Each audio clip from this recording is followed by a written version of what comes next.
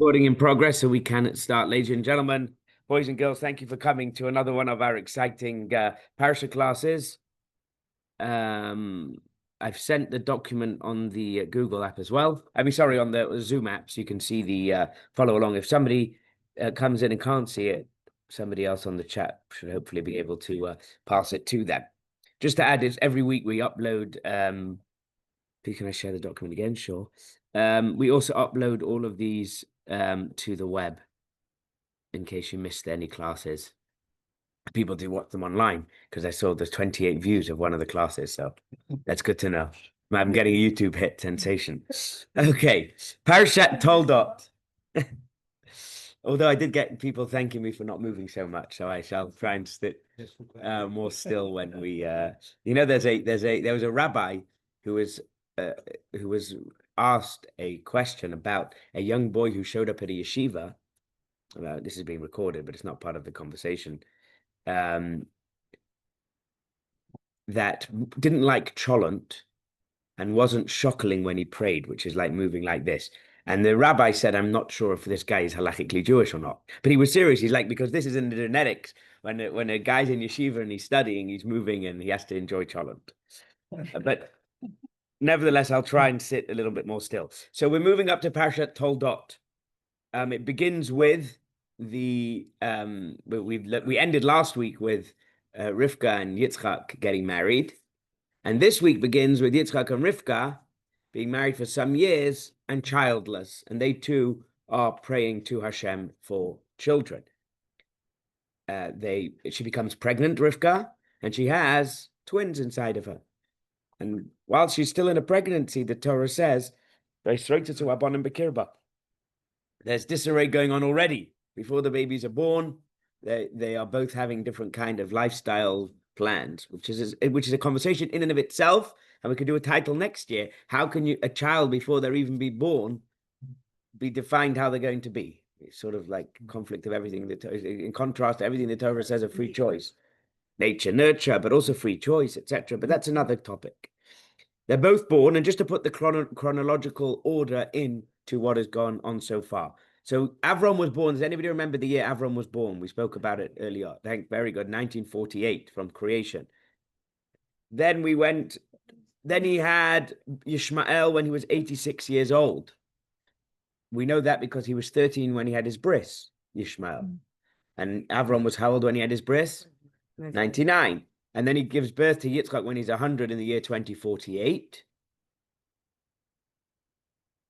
And Yitzchak, we said I think he was 37 at the time of the Akedah. I think so. Yitzchak is 60 when Esau and Yaakov is born. So if he's born in 2048, that brings us to the year 2108. Abraham dies at the ripe old age of 175, a few years early prematurely, and one of the reasons he was supposed to live to 180. The reason he passed away, according to some opinions, or the Midrash brings, is so he wouldn't see his grandson Esau veer off the path, which we'll talk about Esau again further. And then they have the children, as I said, when they were 60. Now try and figure this out. It was 2108 when Esau and Yaakov were born, 2108 from the creation of Adam. They received the blessings. Jacob, in this week's Torah portion, the story is going to be that he receives the blessings in place of his brother Esau. And it is in the year 2171. So how old does that make the twins? Go on. I gave a big break between the year they were born. They were born in 2108 and it's 20. Very good. Excellent. 63 years old. So they weren't little children when they were getting these blessings. They were adults. They were 60. They're not just adults. They were old. 63 years old. Sorry, that's young. I'm sorry. Sorry. You were about to get lynched. I was. God, sorry, I didn't mean it. I meant to say they weren't little kids getting the blessing. They were adults. Proper adults. Young adults. Young adults. 63 years young. 63 years young, exactly. Which now leads us on to the topics for today. Today's topics titles are number one, Esau's tears and his head. And then, is it ever permitted to lie? Is it ever permitted to lie is a very great question to ask. And we'll look at it through some lenses of the Torah. We're not going to give you any halachic conclusions today. But obviously that comes from the sense of Jacob receiving the blessings. And when he comes to his father, Isaac, he's playing as though he is Esau. So that's what we're going to get into. Deception. Yeah. But before we get into there, we're going to go ahead of that story to when Esau returns after being sent by his father to bring him his ma'atamim, his favorite food, so he could bless him. And he brings him the favorite food, and Isaac realizes it's a bit late because he's just had Jacob been receiving the blessings. And when Esau hears this, source 1a, when Esau heard his father's words, he cried out a great and bitter cry and said to his father, "Bless me too, father." Yeah, sorry, you wanted to ask a question before as well. Also not what Mordechai. Very good. Yeah. My question earlier, about lying, would it not be more fitting to speak about Aaron Rodef Shalom in lying? In what? About Aaron Rodef Shalom in lying. Very good. That's one of the examples. Brilliant. Excellent. Excellent. But we don't bring that in now because it's going to confuse people. We're not up to that topic. But we will mention that because you brought it up. Thank you, Benji. But as always, every word in the Torah is there for a reason. The words that it says for his, it doesn't just say he was upset or he cried. It says, Vayisak za'aka gedolah, umara. It was a loud, great, bitter cry, which is sounding like three forms of expression of a cry. And before we start reading about, yeah, of course. Vayisak. Boche is to cry, but in modern Hebrew, but in our pasuk it's Vayizak, and it was almost like he shouted. Za'aka gedolah, a great weep or great wail, umara, and a bitter one. So the Zayin Ayin Kuf is the source of the word. Before we read into the midrash that speaks about the tears, what we're going to try and look at for the first part of Esau's tears is two things. First of all, what his tears bring. In other words, does his crying get him anywhere? Is his sadness rewarded? In other words, he's upset. He wants something. Does he get anything as a result? And secondly, we're going to look at it in reference to how the Jewish people would be experiencing Esau, because ultimately Esau is the father of Edom, who becomes the persecutor of the Jewish people, and the exile, so to speak, in which we find ourselves now, so to speak, we are in an exile, was by the Romans, and they were descendants of Esau. So it becomes this actual future friction between Esau and Jacob in their descendants of Edom. And therefore, part of how we relate to reference our own experience, it's also through what Esau's experienced. So we're going to look at it from those two angles. Number one, how Esau himself is experiencing this, and also how us Jews are experiencing Esau's tears as well. So number one, from the Yalkut Shimoni, it is one of the midrashim. Esau shed 3 tears, one from his right eye, one from his left, and one was removed within his eye. I don't understand what that means literally. And I tried to find, and I couldn't find anybody explaining what it is. And this is the meaning of the psalm. You have fed them the bread of tears, and you have given them tears to drink in a 3rd measure. So that's the reference of the 3rd. And then it goes further. So that's what Esau's done. He's shedding 3 tears. 1 tear came from his right, 1 to his left, and 1 removed within his eye. Israel said, and this is something which we're going to look in shortly further to, if wicked Esau for shedding 3 tears was granted mercy, then we whose tears are constant by day and by night, like bread, how much more so should we be shown mercy? In other words, the Jewish people are continuously crying. So if Esau, who made 3 tears, was given mercy, as we'll see, he gets a blessing. So too for sure we should be when we cry. So we're going to come back to that point as well. Why perhaps have we not been answered? Or what does it mean? What are we actually even crying about? We'll have a look at that as well. But before we do that, let's look at the Midrash Tehillim. Often you find ideas that is born in one Midrash that's brought in another Midrash slightly differently, but it's a similar topic that the rabbis would have been preaching about. You go to one shul and the rabbi gave a sermon on a topic, and then another rabbi gave a sermon on a similar topic, but they looked at it from a slight different angle. So too in the Midrash. Also on this Tehillim, Rabbi Eliezer says that Esau the wicked shed 3 tears from his eyes, one from his right, one from his left, and the third is connected to both eyes. Rab Avin says, and some say it was the name of Rab Shmalai, that the great assembly said before God. So this isn't Israel saying, but it's the assembly saying, Master of the universe, because of the 3 tears that the wicked Esau shed, you have given him control over the entire world, because that was the Roman Empire. And you have given him peace in this world, because he was fine in his land. Nobody was battling him. When you see the suffering of your children and their eyes overflowing with tears every day, just as it says, my tears have been my food day and night, have mercy on them, even if it is just a little. So the first Midrash said Esau was crying, and Israel said back, if he was given mercy on the small tears, how much more so we should be given on big tears.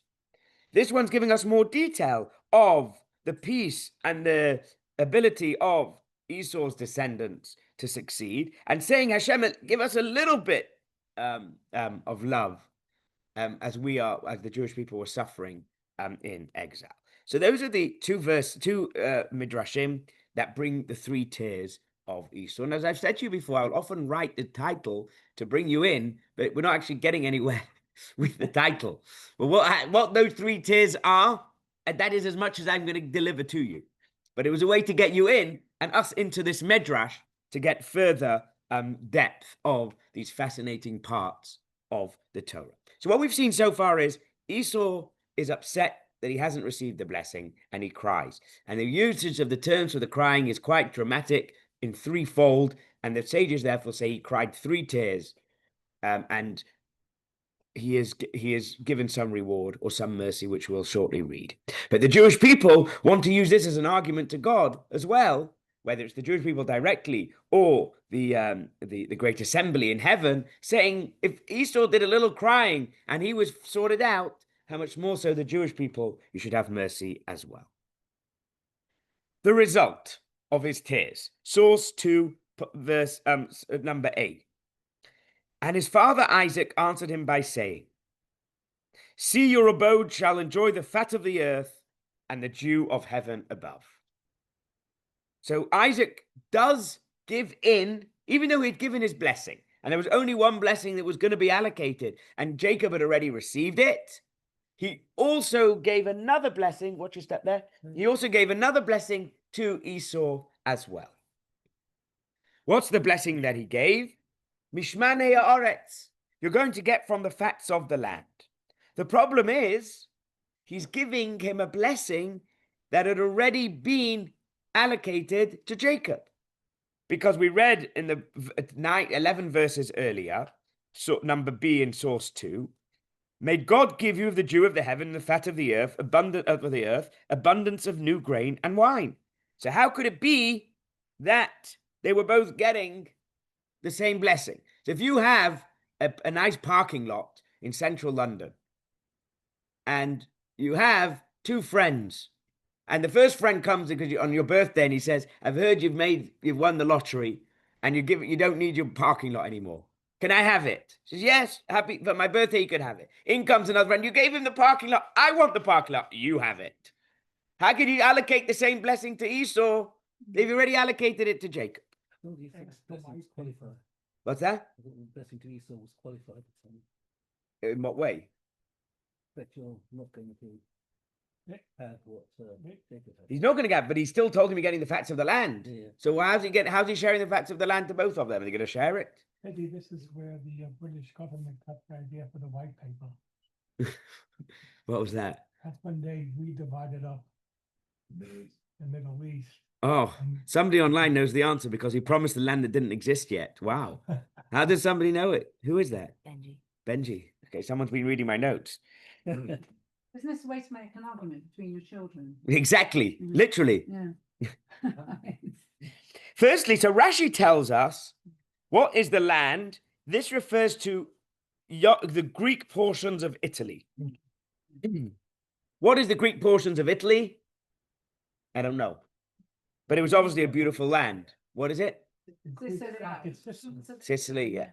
But you're saying that, but I say I don't know. You're saying the land geographically where it is today. But when Rashi's saying this, where was it? In Italy, the descendants of Japheth, Shem, how could the Romans be from Esau if they're from Japheth? Because they're oh, you mean that Greece was given to them? Yeah, interesting, rather than to Shem. Okay, so let's read further. And we'll get some more clarity as to where it came from. But before we do, I just want to further bring out another point. And that is that everything that the Jewish people do has consequences. Every action that we take has universal consequences. And the more senior the individual is that is doing this act, the greater the implication of it. The reason why I'm saying this is because before we read about the land that that Esau's descendants are to get, we need to first bring an opportunity that allows for Esau to be given such a land, because Esau had not been given a land, and the Jewish people had been given all the blessings through Jacob, so they have to do something wrong. What did they do that's wrong? So King Solomon and wine. Let's read. Join me on source D, towards the bottom of page 1. Reb Yudin said, sometimes you love the names of these rabbis. If you need kids' names, Yudan. What a lovely name. It's actually a really nice name. During all the 7 years that Solomon built the temple, he did not drink wine. Once he had built it and married Bitya, and then he drank twice, though. Once when he had built it and to celebrate, and one when he married Bitya, the daughter of Pharaoh. That night he drank wine. There were 2 dances there. One, a celebration for the rebuilding of the temple, and one a celebration for the daughter of Pharaoh, which clearly is shunned upon, that he went to Egypt to bring a wife from the daughter of Pharaoh, where the Jewish people had come from. So even though there was nothing wrong with him, but he had many wives, and this was one of them, but he had 2 different times when he drank wine and was dancing. Once when the temple was celebrated and finished, and one when he had his Pharaoh's daughter as his wife. The Holy One, blessed be he, said, "Whose dance shall I accept, of these or of those?" At that moment, it entered into his mind to destroy Jerusalem. In other words, there was a massive repercussion for Shlomo's act of drinking wine after he had married the daughter of Pharaoh. Even though when he had drunk wine the first time and danced the first time, it was a celebration of the giving of the beautiful temple. But unfortunately, his second time of doing it allowed for the destruction. And the Talmud goes further. The Midrash goes further. It's actually in the Talmud, this. Rabbi Yehuda said that Shmuel said, when Solomon married Pharaoh's daughter, the angel Gabriel descended from heaven and implanted a reed into the sea, and a sandbar grew around it, growing larger each year, and upon it the great city of Rome was built, which became God's instrument to punish Israel. So now I brought you the story of King Solomon and his wife from Egypt and the drinking of the wine. So we could then reference it in the Talmud as to where this land of the Shemein Sa'aret is coming from. It's a new land that is being developed as a result of King Solomon's, King Solomon's behavior. You know, it's funny because Rabbi Sachs in his introduction to the Sukkot Machzor. said that was because Solomon spent more time and money on his palace and his wives and horses than the temples. Interesting. Is why we lost the temple. So I'm sure that there's a source for that. 100% there would have been a source for that if Rabbi Sachs quoted it. It's not this. This is another. Just an Yeah, interesting- 100%. Yeah, and we're going to see that. I'm happy you brought that up because we shall see soon that. I mean, we can say it now because you brought it up. When we cry, what are we crying for? And that's why when we look at it balancing with Esau, this is going to be Reb Shmelke of Nikolsburg, a very saintly Rebbe, He says it as follows: Esau's tears versus the Jewish tears. And to an extent, it fits in with that exact point. Just like when we dance and we drink wine, it can be done in two mindsets, one that brings blessing and one, God forbid, the opposite. So too our tears as well. Reb Shlomo of Nikolsburg said, behold, we cry so many more tears. We read in the Midrash that we cry so much more than Esau, yet we haven't been given the redemption. We cry constantly. And then he goes to say further, and there is a legal principle that any substance is nullified in 60 times its amount. Why then does our vast ocean of tears not nullify the single set of tears that Esau once shed? In other words, it's something called bottle bashishim. If you're cooking a chicken soup or a meat soup and a drop of milk falls in it, if you have 60 times the milk, it becomes nullified within it. So if Esau, who's the destroyer of Israel and the person who's brought the Jews into Galos, into exile, if his crying has brought him all of this huge success, our continued crying since should certainly redeem us. Who's hanging on the wall of the British Museum? Who? Esau. His people, anyways. Yeah, and what do you mean? We're still in the exile now today from that Roman, or even though the Romans have gone, we're still in exile because of that. And the interesting thing, though, is that his argument is a halachic argument. We continuously crying. Now you would say, one second, we're talking about tears here, how they all being mixed together. The point, though, is that the Torah arguments can be used against in the same way, in the same thing. But he asks as follows. There is another legal principle that when something is mixed with its own kind, even in a ratio to 1 to 1,000, it is not nullified. And this is the problem. If you were to get non-kosher soup, that's chicken soup, and non-kosher soup, that is kosher. Sorry, kosher soup, chicken soup, that is kosher, and you mix them together, then you've got a bigger problem. Because here it doesn't become nullified when it is of the same substance. When you had the milk and the meat mixed together, then 1 in 60 nullified it. If you had non-kosher mixed with kosher, then 160 will nullify it. But if it's the same substance or the same thing, then the laws of nullifying it within the bigger one change. And this is what he would like to suggest. So if you have a bacon cheeseburger and the meat is 60 times bigger than the cheese, you're okay. Fine, you got your way to have your milk. You got your way to have it. By the way, if it's in big and you see it, then it never becomes nullified as well. There's different things that become nullified. He cried because he longed for all the pleasures of this world. And this is what you were saying before, Mitch. And we too cried because we lack the needs of this world. So why do we cry? Is it because we lack the needs of this world, or because we desire more than what we already have? If only our tears were shed for the sake of heaven. If we asked for all our needs solely so that we could use them to serve Hashem. And even when crying over bodily suffering, we intended it as a sorrow over the Shekhinah, then Esau's tear will be entirely nullified, etc. In other words, if we're crying for the same reason that Esau was crying, that he wants fatty lands and beautiful beaches and success in the physical world, then our tears don't get nullified with that of Esau, because we're both looking out for the same thing. If, however, we're looking for godliness and spirituality and we're crying for redemption because we want the beautiful light of the Torah, then our crying will succeed. So the reason why we bring this is to reflect on in our life as well. And that is that we all get upset about things when we missed out on things or when we would like something. And it's a good time for us to question, what is it that we're actually crying over? Sometimes you see, well, somebody got that and I didn't get it. Well, actually, what that person ate was a big piece of chocolate cake, and it's probably better it didn't have that piece of chocolate cake, just as an example. But more so, when we are actually thinking about what we actually really want to cry for, and we really want to be blessed with, what are our tears? Are our tears tears of spirituality, of godliness, and of elevating the beautiful world? Or is it, how can I further be brought into the pleasures and joys of this world and get sunk deeper into it? I take the fifth. Which the fifth? I'm asking you to answer here. I'm asking you to reflect on it in your own personal journey. So there we have Esau's tears. And again, it's a way in to explore different stories and different episodes and different happenings, and how everything that happens around us is through our actions of King Shlomo and through Esau and through Yaakov, and the tears of Esau versus the Jewish tears Arab Shmelke of Nikolsburg describes. Which leads us on to Esau's head. What's Esau's head?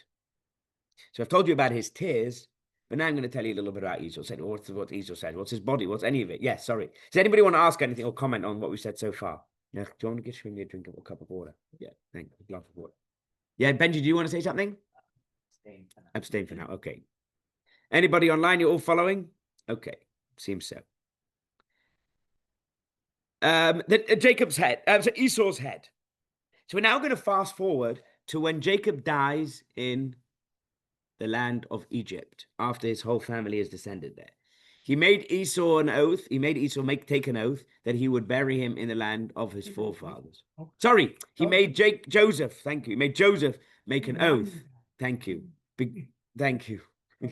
You know plenty, mate. You know plenty. And so the brothers bring him up with a big entourage from Egypt, and they bury him. Where do they bury him? The same place we spoke about last week, the city of the four, which is the Ma'arat HaMachpelah, which is the burial place in Kiryat Arba, which is Hebron. Somebody actually commented to me that the word Kiryah, we asked last week on the class what it meant, and they answered to me what it was, but I've forgotten what it was. Municipality. It's a municipal, not the town. Municipal. That's what they said.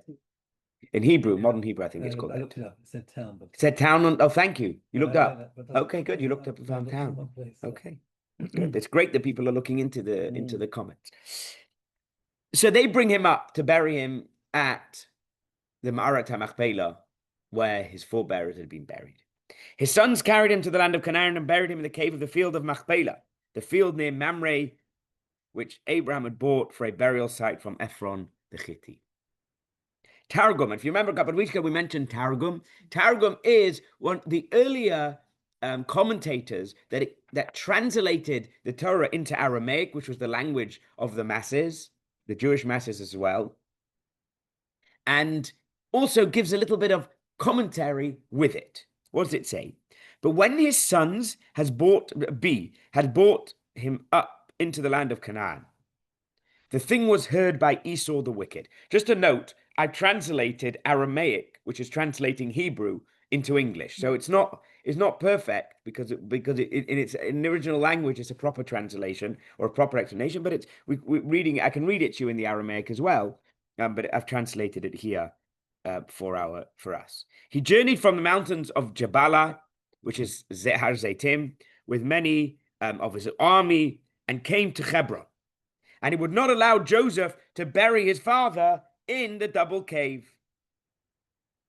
Perhaps he said it was for me to be buried there, not for Jacob to be buried there.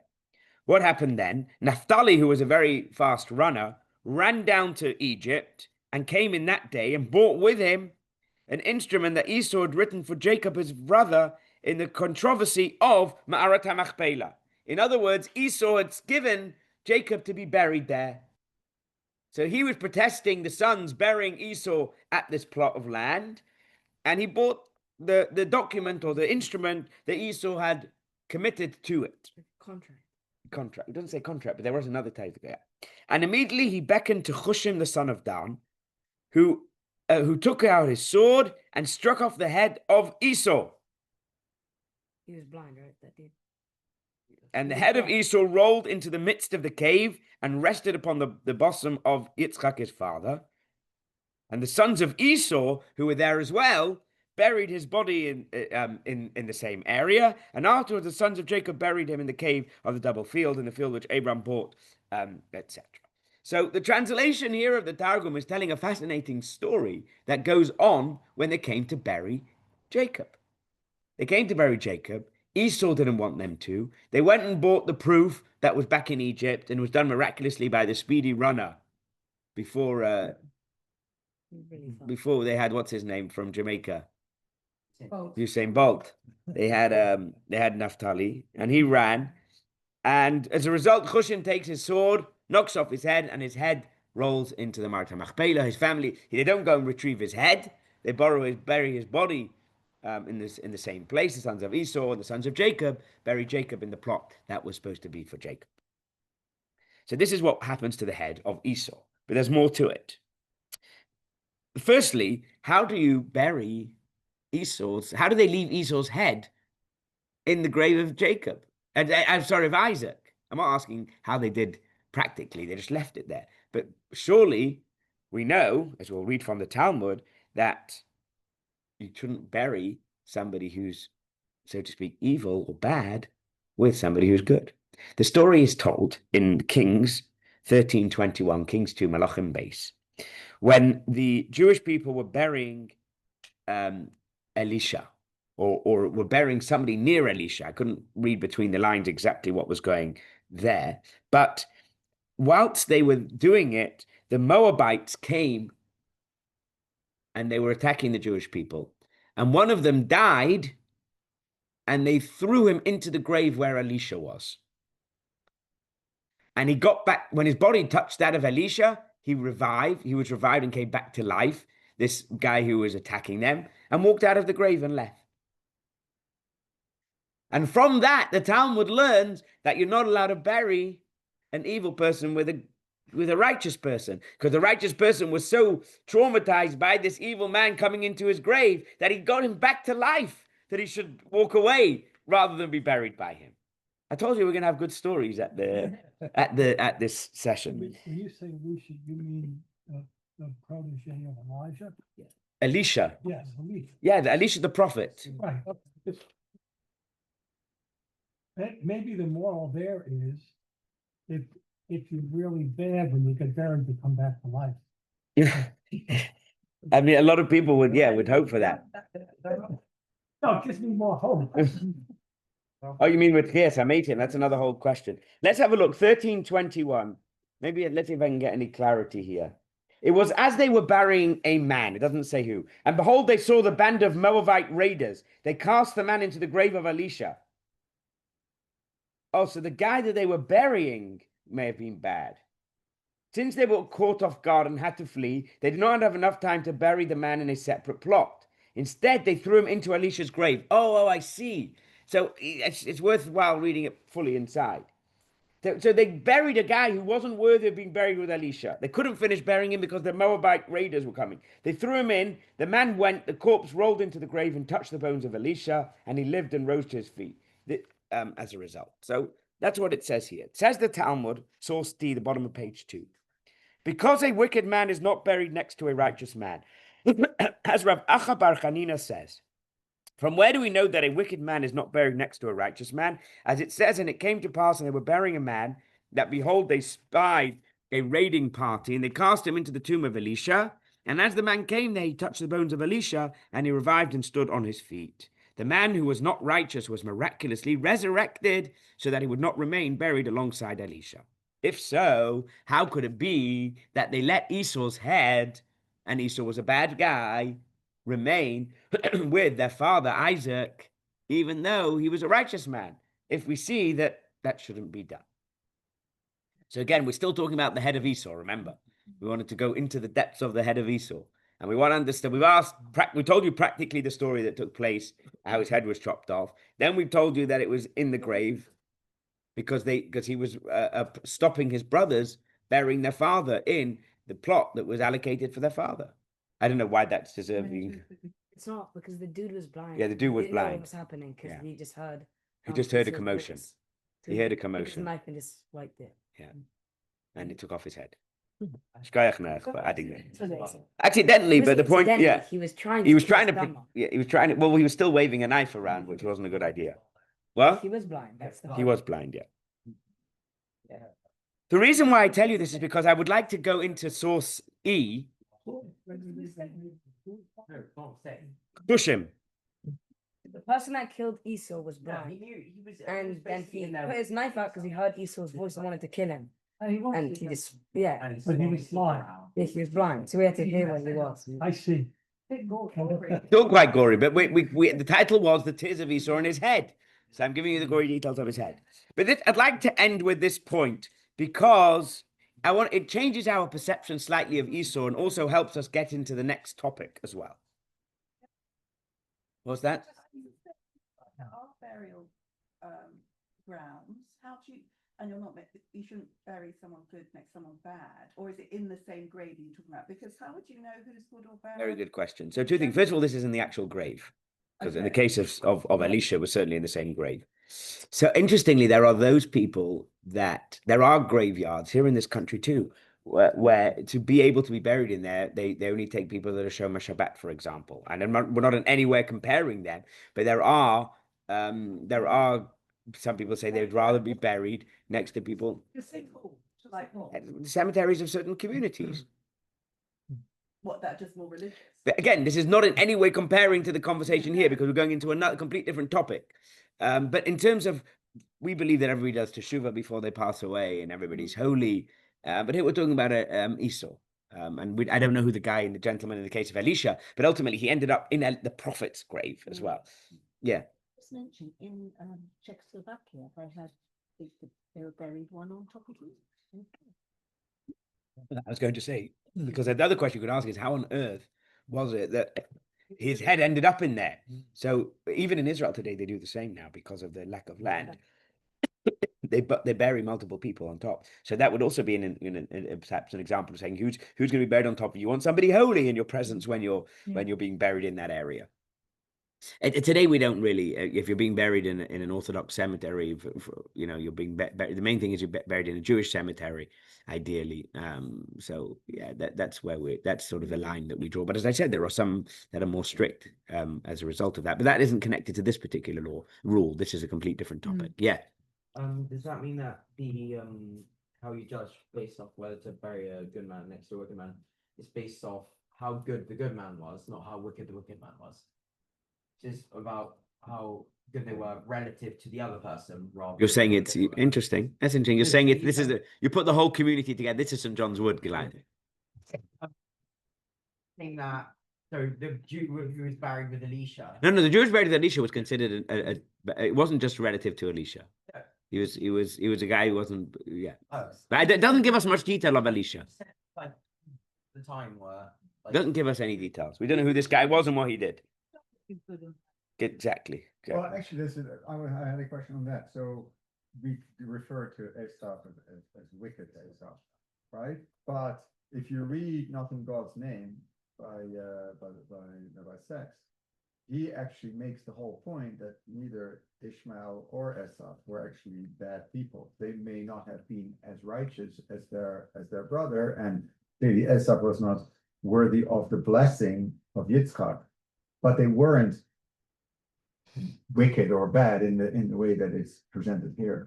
Well, I think it depends which commentary you read. I mean, for example, with Ishmael, we read a couple of weeks ago that he was doing all sorts of things. He was shooting arrows. I think he was shooting an arrow at Isaac. Ishmael was. And their relationships were considered problematic. Who they were marrying, as far as Jacob was concerned, and they were serving idols. At least this is what the midrash that's brought in. But you're right. I mean, Rabbi Sachs, I think is at the end. Ishmael came back. We spoke about that last time. We spoke that 2 or 3 weeks ago. We said that Ishmael did teshuvah. We don't see the same with Esau. But I would say that's what we're going to read in the next source, in source E, just to clarify that even beyond. Esau himself was represented a great energy and a great light. He was the son of Isaac, and Isaac himself. Why would he want to give him the blessings? We'll use that to get into the next point. So let's read E. Yeah. Where what's the source for saying that when we pass, we do tshuva? I've only read that indirectly. Well, first of all, people do vidui at the deathbed. Secondly, which is the prayers that includes all the ashamnus and a person asking for forgiveness. You mean if you just say Shema at the end? You must read the story in the Talmud of the guy who went to visit every harlot. Well, I've read the story. I did the story. Okay, let us continue. Didn't Esau marry another worship? What's that? Didn't Esau Yeah, marry? Esau. Yeah, exactly. That's what blinded. Yeah, according to one opinion, that's what blinded Isaac. Yeah. The idea is expressed. By the way, there is an amazing midrash about what Esau did on the day of when he came in to eat. I didn't bring this midrash, but he basically did every single possible sin that he could have done as far as I said, but that would leave that midrash for another time. But that's not the point. I would like to get into something positive on Esau as to why his head was allowed to be buried by his father if he was an evil man and his father was a tzaddik. The source E, page 3, if you're following online. This idea is expressed in the Midrash story about Esau's head being buried with Isaac. Not all of Esau was evil and corrupt. His head, meaning his higher root, is connected to the realm of holiness associated with Isaac. Although this head, once joined with the body, descended lower and lower to the point that he never repented, nevertheless, his higher root remained forever embedded in the realm of holiness. Moreover, Esau's root and source are rooted in exceptionally lofty divine levels. Very elevated sparks of holiness were hidden within Esau, though these were redeemed over the generations in the form of figures like Onkelos the convert, Rabbi Meir, and others who were descended from Esau and converted. Yeah. Isaac perceived in Esau his original root and these sparks of holiness. Therefore, he loved him and wanted to bless him, seeking to reveal the immense good concealed within him. In other words, his head represented his source. And in his source, Esau was an extremely divine energy of great light. That unfortunately, when it came into the vessel of his body, he descended and wasn't able to uplift it. But Isaac felt that spirituality. His head always kept that. And that's why he was able to be buried with his father, because it represented the specialness of Esau. He wasn't all bad, as Michael said. In fact, he was actually quite powerfully spiritual, which is why Isaac saw that. So it's not only, Michael, this is going beyond that. This is saying that he was even worthy of the blessings, but he was unable because he had lost he represented a very big spiritual. And in fact, the sages say, in the future, Esau is elevated and the sparks of his do rectified, and the power is brought back from that. Which leads us beautifully into the next part. We've answered here also why Isaac wanted to bless Esau. But it wasn't meant to be. The blessing needed to go to Jacob. The question is, how could Jacob do what he did to get the blessings? Which leads us into the second topic for today. Just to make a quick synopsis of the first topic, we spoke about the 3 tiers.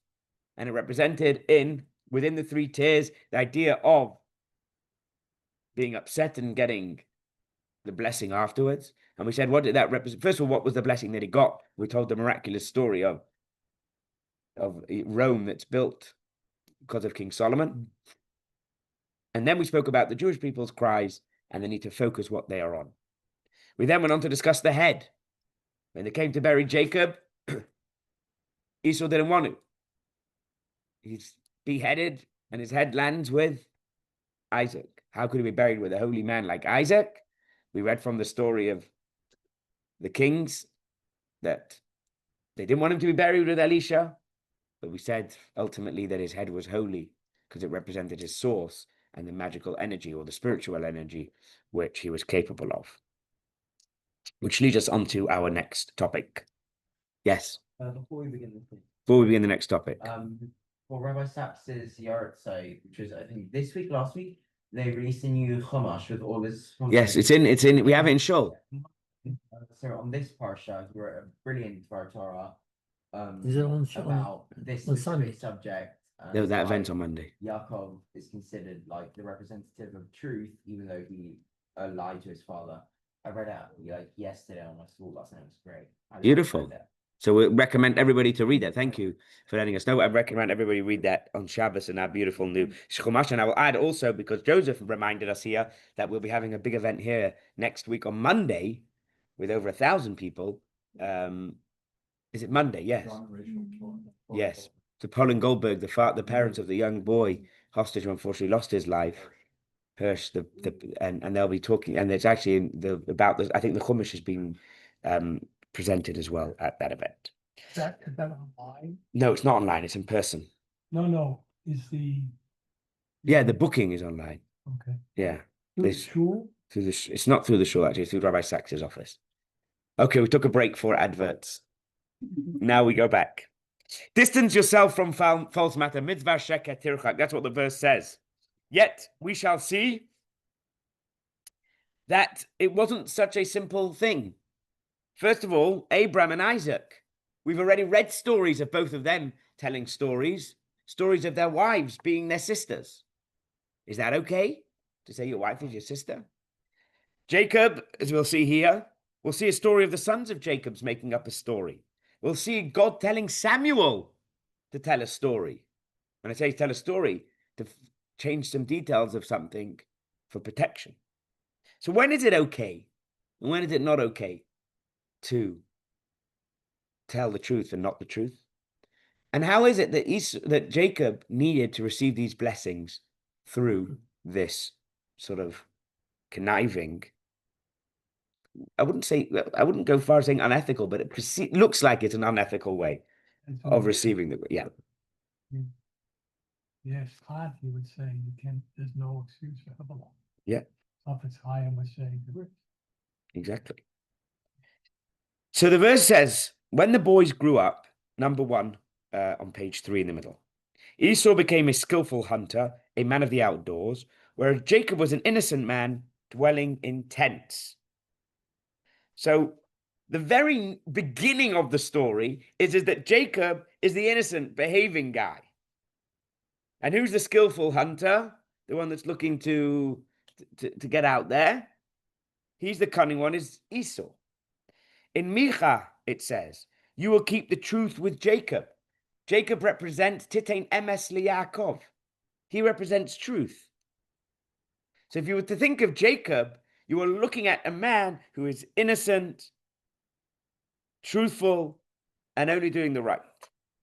In fact, the Talmud goes to say further, who has no slander upon his tongue? This is referring to one who conducts himself like Jacob, who did not want to mislead his father in order to receive the blessings. Because he says, perhaps my father will feel me, and I will be in his eyes like a fraud. So the Talmud is using this very story of where he says I don't want to cheat, to say that a person shouldn't. But yeah, he does. Yeah. That's the fascinating thing. So how does all this make sense? Do you follow? Yes. This is where Trump gets it from. Okay, don't bring Trump into Yaakov. Please. He's done good for us, but I can't compare them. As much as he might like to be. Yeah, exactly. Now, Rashi says on the verse that Esau became a skillful hunter, wasn't just that he was a cunning, skillful hunter to trap animals. Source D at the bottom of page 3. Understanding hunting, understanding how to entrap and deceive his father with his mouth. He would ask him, Father, how should salt and straw be tithed? Although he knew full well that these were not subject to the laws of tithe, he wasn't tithing the things he needed to, and he was asking about the things he didn't need to, trying to sound all pious. Sometimes you see that with people, asking questions to sound all sincere, and they're not even doing the basic things of what it means to be a sincere, kind person. And that's what he was doing. Consequently, his father believed him to be very observing and caring of Hashem's commands. But what do we see he actually was? He was the cunning one. He was the one trying to deceive, but he was actually making up stories to make it as though he was something he wasn't. What was Jacob? The opposite. Jacob, not an expert in all these things, as his heart was as his mouth. His thoughts and his words were the same. One who is not cunning in deceiving people is called Tom, plain simple. In other words, Jacob represented a man who was being honest, and he wasn't trying to squeeze the success out of something which wasn't worthy of. He didn't try to change things for his own benefit. He was honest. What you saw is what you got. With Esau, you didn't get what you see what you got. He said one thing with something else instead. So how do we reconcile this with the story that is told in Genesis 27, 11 through 35? We've selected particular parts of it. Jacob answered his mother Rebekah. His mother said, please go and get the food your father likes and take the blessings. But my brother Esau is a hairy man and I'm smooth-skinned. If my father touches me, I shall appear to him as a trickster and bring upon myself a curse, not a blessing. He went to his father and said, Father. Obviously, he goes and does it. And he said, yes, which of my sons are you? Jacob said to his father, I am Esau, your firstborn. I have done as you told me. Pray sit up and eat of my game, that you may give your innermost blessing. So firstly, he says, I am Esau. He's not Esau, he's Jacob. He asked, are you really my son Esau? And what does he says? I am. Basic commentators like to say, he says, I am Esau, your firstborn. So it's a grammatical thing. He says, I am Esau, your firstborn. Esau is your firstborn. I am who I am. The second time, he doesn't say, I am Esau. He says, I am. So he's a chochem. I'm so happy Yossel used the word chochem, because we're going to come back to that. Those are the words that Rashi uses. I'm so happy you brought those words. He asks, so Isaac was seized with very violent trampling. This is later on when he comes back. Who was it then, he demanded, that hunted game and brought it to me? Moreover, I ate of it before you came. I blessed him. Now he must remain blessed. But he answered, and he says, your brother came with cunning and took away your blessing. So Isaac says to Esau, your brother came with cunning and took away your blessing. Yeah. But he realized Esau's now here, and it wasn't Esau before. So he comes and he's telling him he's Esau. He's not Esau. He gets the blessings. And when Esau comes, Yaakov says, your brother came and Yitzchak says, your brother Yaakov came and he was cunning and he's taken the blessings. So what I'm going to do now is, I'm going to look at some stories that we've already had in the Torah, or not just had, stories in the Torah where lies are allowed for different reasons. One is for saving a life, and another one is for peace. These are just two examples. The first one is the one we said before. Abraham said of Sarah, his wife, she is my sister. So King Avimelech of Gerar had Sarah brought to him. So I'm jumping to Samuel 1c. And the men of the place asked about his wife, referring to Rivkah. And he said, she is my sister, because he was afraid to say she is my wife, lest the men of the place kill me because of Rebekah, for she is beautifully looking and they might take her. So in other words, both Abraham and both Yitzchak had stories of threats to their lives, and in order to protect themselves, they made up a little story. Samuel, fair enough. Otherwise, they could have been in a jeopardized position. What was Jacob's threat to his life? Oh, we haven't said that as a threat to his life here. But we're just giving examples of stories of already people that were doing, so to speak. Samuel replied, this is a story from Shmuel, where Shaul loses his status of king, and King David is to be crowned the new king. And Shmuel is to be the one to go and do it. However, he's apprehensive to go. He says, how can I go? If Shaul hears of it, he will kill me, because he's basically being going against the monarch. There's nothing more rebellious than crowning a new king when there's a king. What did Hashem say to him? Take a heifer with you and say, I've come to sacrifice it to God. In other words, don't tell them that you're going to go and anoint him. Say you're going to make a sacrifice. And when you're making a sacrifice, then you go and anoint him. Why? Because Hashem told him he had to do something, but it would risk his life because they would kill him. So instead, make up a story and your life will be saved. And that's what he does. Number two, the next one, for peace. D. Going again forward to the story when Jacob dies, and the brothers are concerned that Joseph would now get back on them for selling him. What does it verse say? So they sent this message to Joseph, middle of page 4. Before his death, your father left this instruction. So shall you say to Joseph, forgive, I urge you, the offense and guilt of your brothers who treated you so harshly. Therefore, please forgive the offense of the servants of God of your father's house. And Joseph was in tears as they spoke to him. Rashi said, they altered the facts. They stated something that was false for the sake of peace. For Jacob had given them no such command before Joseph was not suspected in his sight. He never suspected Joseph would do anything of the sort. He knew Joseph wouldn't go back and hurt his brothers for the hurt that he did to them, but they were concerned that he would. So for peaceful ways, they made up a story of their father that he never said. So here we see the Torah is telling us other scenarios where stories are made. Now, I've written over here a story of Rabbi Aviat Yosef and the Pidyon Haben, because I was recently reading this in reference to one of my Dayanut cases that I was looking at. One of the things I love looking at within the realm of halakha, that is, if you've learned to become a Dayan, you have access to seeing, are cases of the who the parent of a child is and what the laws of that child might be.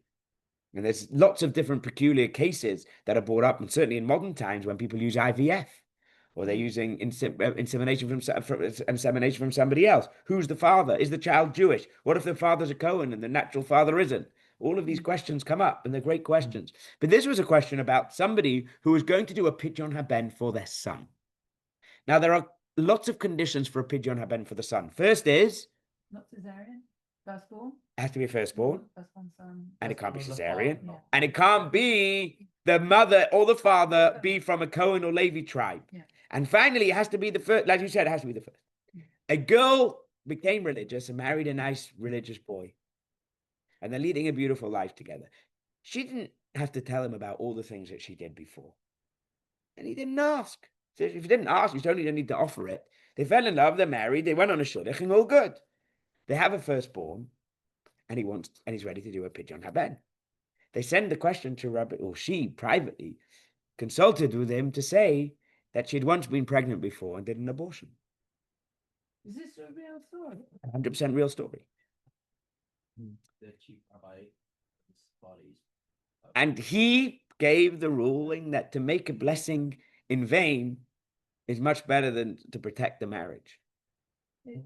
Better, sorry. So we don't want him to know. So it's better to Do the pidyon haben. To protect. Exactly.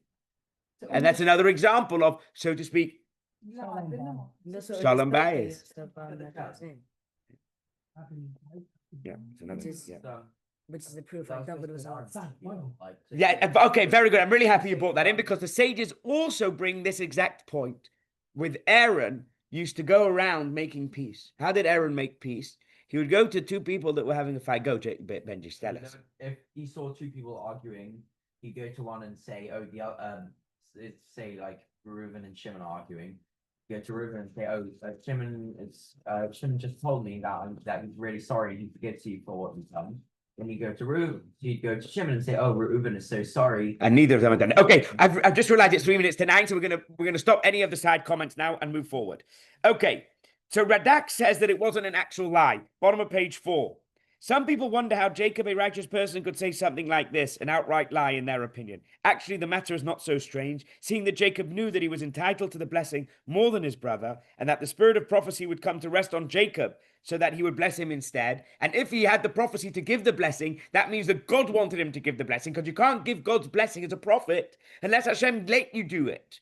So his blessing had to be done because God allowed it. If in a situation such as this, the tzaddik changes words so they should sound like a lie, this is in order and does not reflect on him negatively. And he brings the example of Samuel that we just said. Hashem told him to. He brings the case of Jacob and his father, his parents had done it. And he said his mother told him that, she was a prophetess. So in other words, it's not a lie at all, because this was destined to be. And he'd seen small instances of similar covering over it in its completion for the sake of the outcome that was meant to happen. So that's his opinion, that it's not a lie. It is used against Jacob. And we'll jump to the bottom of page 5. We'll come back to the small lies in the town, the 2 stories. The whole night, when Jacob gets married, what does Lavan do? Lavan tricks him. He gets tricked. He gets tricked. But what does his daughter do?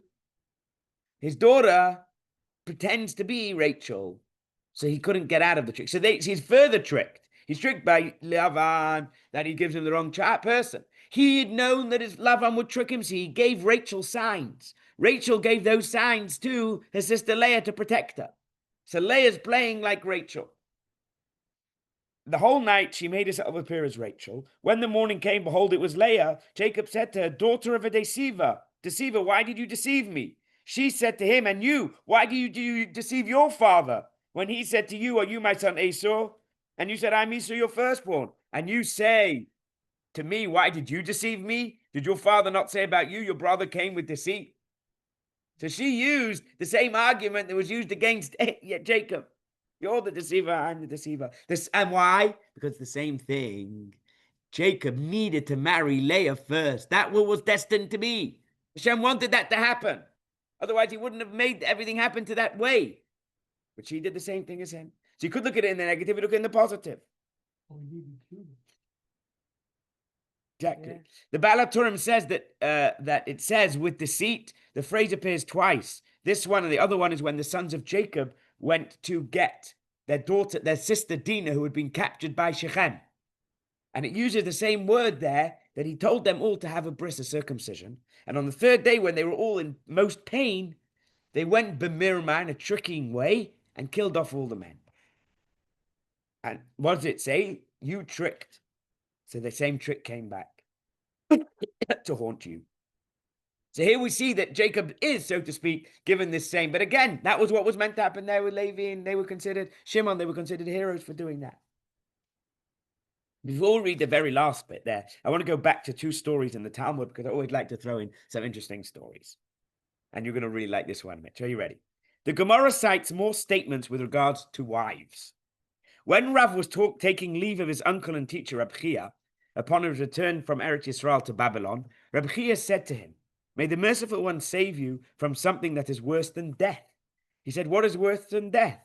He said, having a bad wife. Reb Chia was hinting at this verse, and indeed Rav's wife would constantly aggravate him. When he would say to her, "Prepare me lentils," she would prepare him peas. If he asked for peas, she would prepare for him lentils. He's complaining. When Chia, his son, grew up, he would reverse the requests of Rav asked him to convey to her, so that Rav would get what he wanted. So if he said, "I want peas," he'd go to his mother and he'd say, "Dad wants beans." Rav said to his son Chia, "Your mother has improved now that you convey my requests. Now that I'm sending you to speak to her." He said to Rav, It is I who reverse your request to her." He was so proud.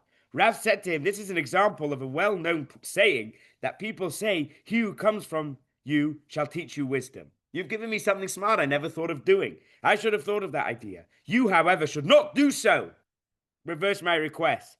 They have taught that their tongue that speaks lies. They weary themselves to commit iniquity. If you attribute such a request to me, you will have uttered a falsehood." So here he's saying you've got to be so careful about what you say, even though I want beans. Your mother's making me peas because I asked for beans. And you wanted me to actually get the beans that I wanted. So you told Ma, I want peas. You've lied. It was better that I eat the beans than even though I wanted the peas, because you're telling something in my name. So here we see that when it comes to certain things, the most unique truth must be left.